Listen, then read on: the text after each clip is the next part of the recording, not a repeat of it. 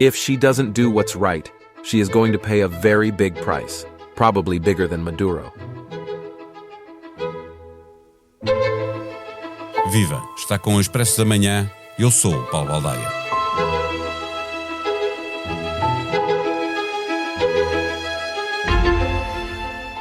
A queda de um ditador é sempre merecedora de aplauso. Mas se o regime ditatorial já existia antes do ditador que caiu, e se o regime se mantém, mesmo depois de uma intervenção militar digna de um filme, então alguma coisa falhou na realização.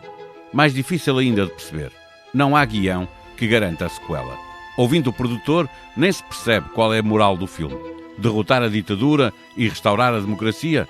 Tirar de lá os autocratas, adiar a democracia e governar o país à distância? Nicolás Maduro foi detido em Caracas, transportado para Nova Iorque, onde vai ser julgado, mas a sua vice-presidente, Delcy Rodrigues, é agora a presidente interina.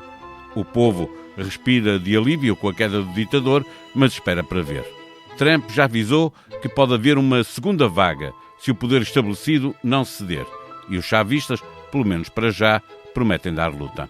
A ação norte-americana violou a lei internacional. Nada que incomode por aí além a Casa Branca, que também não se preocupou em cumprir a Constituição norte-americana para intervir militarmente com o intuito de derrubar um regime, deixando o Congresso fora da equação. Como sempre, e não é apenas uma questão de estilo, Trump não fingiu que o seu interesse maior era a reposição imediata da democracia. Quer dar tempo ao tempo, fala em recuperar o petróleo que os venezuelanos roubaram às empresas norte-americanas. Promete ganhar muito dinheiro e um dia, mais lá à frente, tornar rico o povo venezuelano. Mas tudo isto não é apenas um conflito entre dois países. Há uma grande preocupação com o sinal que o país mais rico e mais poderoso do mundo está a mandar para o resto do planeta, designadamente para a China, na Ásia, e para a Rússia, na Europa. À procura de respostas, conversamos com Henrique Burnet, consultor em assuntos europeus, colunista do Expresso. Não tens a sensação que o teu telemóvel ouve as tuas conversas? Sim, às vezes até parece que sabe o que vou jantar. Não se preocupe. A app Caixa Direta Empresas não ouve conversas, mas ouviu as empresas. As suas funcionalidades mais inovadoras são baseadas nas sugestões dos nossos clientes. Pagamentos com fotografia, pesquisa inteligente de movimentos e notificações em tempo real. Esta é a app desenhada com a experiência de quem a usa, feita para quem lidera. Faça o download.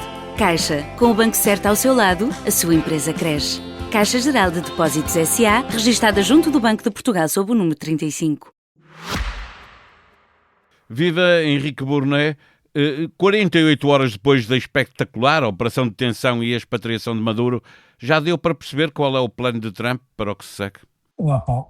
Não, eu acho que perceber o plano não, mas já deu para perceber algumas coisas que são suficientes para nos orientarmos a navegar pelo que se está a passar. A primeira coisa que nós percebemos, parece-me, é que os Estados Unidos não fizeram uma mudança de regime, isto é, o objetivo não foi mudar o regime, fazer cair o regime e, por exemplo, fazer chegar ao poder o homem que ganhou as eleições e que é reconhecido como vencedor das eleições. Portanto, não estamos num cenário de mudança de regime. A pergunta que se coloca então é, e há boas razões para os Estados Unidos poderem não querer fazer uma mudança de regime, porque mudanças de regime feitas por intervenções externas tendem a não correr muito bem. Mas então a pergunta é, porquê que os Estados Unidos fizeram isto e para quê? Claro, e a questão é, estão a querer transitoriamente colaborar com os chavistas, é isso? Ou, dito de outra maneira, estão convencidos que os chavistas estão disponíveis para colaborar com eles, isto é, aquilo que me parece que nós conseguimos perceber é o seguinte: os Estados Unidos não quiseram promover a democracia nem uma mudança de regime na Venezuela. Então criam o quê? A sensação que dá é os Estados Unidos criam acesso aos recursos naturais da Venezuela, desde logo petróleo, isso não estamos sequer em nenhuma teoria da conspiração, foi absolutamente explícito. Ele disse com total desplante, não é? com total clareza, com absoluta clareza, embora se possa achar que há mais recursos naturais, nomeadamente algumas matérias-primas críticas importantes para os Estados Unidos, no fundo, muitas vezes usadas para o equipamento de defesa, e, portanto, os Estados Unidos estão interessados em aceder aos recursos naturais da Venezuela e entendem que querem um regime que esteja disponível para que isso aconteça. Não precisa de ser uma democracia, ou pelo menos não precisa de ser imediatamente quem estava na oposição, quem ganhou as eleições. Se os chavistas estiverem disponíveis para isso, o presidente Trump não tem um particular apreço pela democracia em geral e menos ainda por mudança de regime. Isso quer dizer, o desplante com que ele fala em ganhar muito dinheiro a vender petróleo venezuelano, isso não dificulta a ação da oposição democrática? Ou seja, é muito difícil depois estar ao lado dos Estados Unidos quando o presidente dos Estados Unidos diz que quer ir à Venezuela ganhar dinheiro e buscar as matérias-primas. Bom, eu diria que esse problema também se colocaria à vice-presidente ou a quem quer que seja que acabe a governar a Venezuela, pelo menos neste período, porque esses então ainda estão numa situação mais complicada, que é, ele disse claramente, eles podem ficar porque vão fazer o que nós queremos.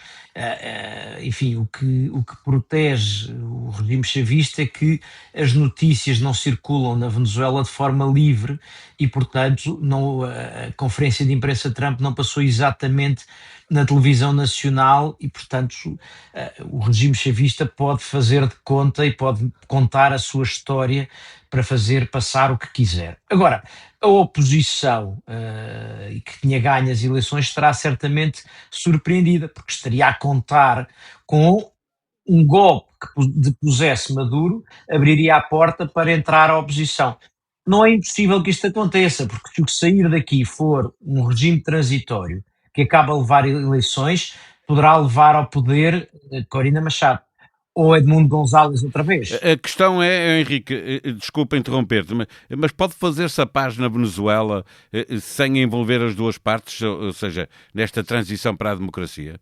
Não é preciso que estejam lá. Nós sabemos que a oposição é maioritária, mas os chavistas também têm um peso significativo na sociedade. Significa que é preciso ter ali os dois, ou pode-se fazer a democracia de uns contra os outros? E, sobretudo, têm as instituições. E, portanto, o melhor caminho seria chegarmos a umas novas eleições, provavelmente que pudessem decorrer em normalidade, isto é, impor a entrada de quem ganhou as eleições pode ser difícil porque as restantes instituições, os municípios, os poderes estaduais, estão dominados pelos chavistas. E, portanto, uma transição democrática a sério provavelmente far-se-ia com novas eleições, supervisionadas, etc. Agora, o ponto parece-me ser o seguinte: isso não é uma coisa que esteja a afligir a administração americana.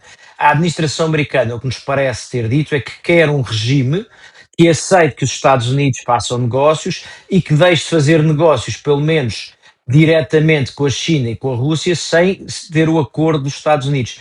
Isso é feito por um regime democrático, um regime não democrático, tanto lhes faz desde que seja suficientemente pró-americano. Vamos olhar para a parte interna nos Estados Unidos. Trump podia dispensar o Congresso para fazer uma operação de deter no exterior um acusado de narcotráfico. A questão é, ele tem base legal para assumir o controle da governação da Venezuela ou tem mesmo que ir ao Congresso? Eu acho que a questão mais extraordinária até é os Estados Unidos estarem a discutir isto como se não existisse lei internacional, isto é, como se a discussão fosse apenas essa interna. Só esse facto mostra uma espécie de autismo a que os Estados Unidos chegaram. É impossível... Mas a reação europeia, por exemplo, foi muito levezinha nessa matéria, não é? Foi com muitos caldos de galinha. Eu acho que a reação europeia é a da cautela de quem genuinamente está preocupado e tem noção de que ser vocal não resolve coisa nenhuma. Ou seja, nós gostávamos que a Europa fosse vocal, porquê? Porque é preciso olhar para trás e pensar, isto é novo, é a primeira vez que acontece uma coisa deste género. Não é completamente novo. As circunstâncias é que são diferentes. Isto é, se nós olharmos, por exemplo, para o que aconteceu no Panamá com Noriega, houve uma intervenção dos Estados Unidos, uma deposição uma deposição do presidente que estava, foi levado para os Estados Unidos para ser julgado, foi condenado, mas há várias diferenças. Já Noriega, efetivamente, liderava, se não um cartel, pelo menos beneficiava do tráfico de drogas. Trabalhou com a CIA. Trabalhou primeiro com a CIA, mas isso a CIA não é esquisita com quem trabalha, como se imagina. Mas, de facto, liderava um cartel de droga e, sobretudo, a certa altura começou a ameaçar os interesses dos Estados Unidos. Mas isto passa-se no tempo da Guerra Fria. Ora, isto que nós assistimos era suposto ser outro tempo. Era o tempo em que a lógica das esferas de influência já não se aplicava. Isto para responder à pergunta da Europa. A Europa está com a cautela de quem está a descobrir que o mundo e as regras deste mundo são outras e este mundo é outro e as regras deste mundo são outras. E, portanto, a Europa pensa, eu não gosto do que estou a ver, porque não gosto de uns Estados Unidos que dizem eu quero aquelas terras, eu quero aqueles recursos e se não os tenha bem, tenho-os a mal. Porque a Europa olha e pensa, o que é que isto quer dizer? Por exemplo, O sinal está a dar à Rússia e à China, não é? à Rússia, à China... E até por isso era bom que a Europa percebesse o que está a acontecer. Mas, Paulo, é o sinal que está a dar à Rússia, é o sinal que está a dar à China e é o sinal que está a dar aos Estados Unidos em relação à Groenlândia. E, portanto, a Europa, além de dever ser vocal, está genuinamente preocupada com o que isto possa querer dizer. Há um facto que ajuda a ler isto bem. No dia seguinte à extração de Maduro, a mulher do Stephen Miller, que é o chefe de gabinete adjunto do Presidente dos Estados Unidos e conselheiro de segurança interna, portanto, a mulher dele não é propriamente uma menina que anda nas redes sociais a brincar, pôs uma imagem do mapa da Groenlândia com a bandeira dos Estados Unidos por cima e dizia brevemente: o embaixador do Reino da Dinamarca nos Estados Unidos respondeu da seguinte maneira, disse, faça aqui um lembrete amigável, foi a expressão usada para recordar os Estados Unidos que, entre outras coisas, a Groenlândia faz parte da NATO.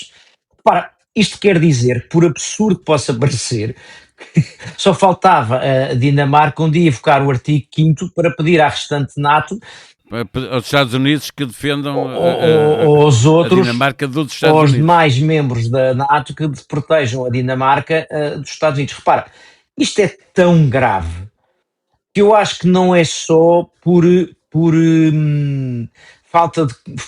a falta de verticalidade. Eu acho que é aqui mesmo uma compreensão de que o mundo está a mudar profundamente. Agora, não me parece, e eu acho que este é o erro que os europeus estão a cometer, não me parece que o apaziguamento de Trump vá resolver alguma coisa. Portanto, nós que antigamente falávamos sobre o erro que era o apaziguamento de Putin, agora temos que começar a falar sobre o erro que pode ser o apaziguamento de Trump. Senão, estaremos rapidamente a lembrar novamente Martin Niemöller, quando dizia, primeiro vieram prender os comunistas, eu não me incomodei porque não eram comunistas, e depois quando chegou a minha vez não estava ninguém para me defender, não é? Agora deixa-me só responder ao teu ponto, à outra questão, seja, porque eu pus a Groenlândia, o teu ponto em relação a Moscovo e Pequim, relativamente à Ucrânia e a Taiwan, respectivamente. É evidente que nem Moscovo, como nós vimos, dependeu disto para fazer o que fez na Ucrânia, nem Pequim está completamente dependente deste tipo de ações para um dia agir sobre Taiwan. O que eu acho que isto conta é que isto dá uma pista, quer a Pequim, quer a Moscovo, sobre como é que os Estados Unidos veem a ordem internacional neste momento. E, portanto, eles dizem, então é assim, esferas de influência. Muito bem, então provavelmente, se nós fizermos isto, a reação americana é aquela. E é isso que preocupa. Os europeus que dizem, se eles estão a ler assim, os europeus dizem, bom, em que esfera de influência é que nós ficamos? E há um problema, é que nós corremos o risco de estar numa espécie de esfera de influência partilhada entre a Rússia e os Estados Unidos. Porquê? Porque a estratégia de segurança nacional dos Estados Unidos diz sobre a Europa mais ou menos o mesmo que a Rússia diria. Isto é, que a Europa está a degenerar com umas políticas, enfim, não é dito exatamente isto, mas com umas políticas liberais, e é preciso restaurar o nacionalismo soberanista populista. Ora, a Rússia não pensa de maneira substancialmente diferente. E isso é uma preocupação para nós. Só faltava que a Europa fosse um território partilhável entre a Rússia e os Estados Unidos. O Grupo Impresa, com as marcas Expresso, SIC e SIC Notícias, consolidou-se ao longo de 2025 como a referência maior na produção de podcasts. Com mais de 4 milhões de downloads mensais em todos os meses do ano, a empresa teve de forma consistente 5 programas no top 10. Cultura, política, economia, sociedade, humor, desporto. Pode seguir todos os nossos podcasts nas páginas online do Expresso, da SIC e da SIC Notícias ou subscrever os seus preferidos diretamente na plataforma de streaming que utiliza no seu telemóvel e assim é avisado sempre que sair um novo episódio. Agora que entramos finalmente na campanha das presidenciais e se é dos que ainda não decidiu em quem vai votar, porque ainda não sabe tudo, sugiro que ouça o podcast Bom Partido, com o humorista Guilherme Geirinhas a conversar com os candidatos. A sonoplastia deste episódio foi de José Seduvim Pinto. Nós vamos voltar amanhã. Até lá, tenham um bom dia.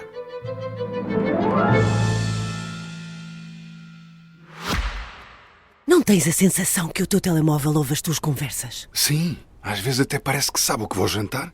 Não se preocupe. A app Caixa Direta Empresas não ouve conversas, mas ouviu as empresas. As suas funcionalidades mais inovadoras são baseadas nas sugestões dos nossos clientes. Pagamentos com fotografia, pesquisa inteligente de movimentos e notificações em tempo real. Esta é a app desenhada com a experiência de quem a usa, feita para quem lidera.